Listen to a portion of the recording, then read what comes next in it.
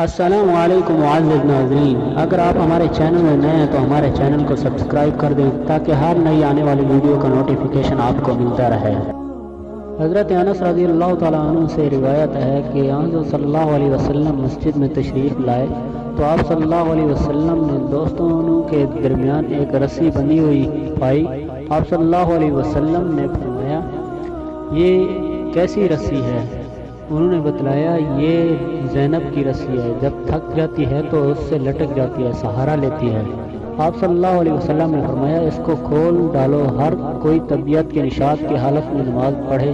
جب سستی پیدا ہو تو سو جائے۔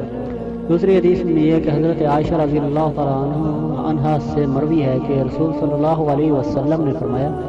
کہ جب تم میں سے کسی کو نماز پڑھتے ہوئے اونگ آ جائے، اس کو چاہیے کہ وہ سو جائے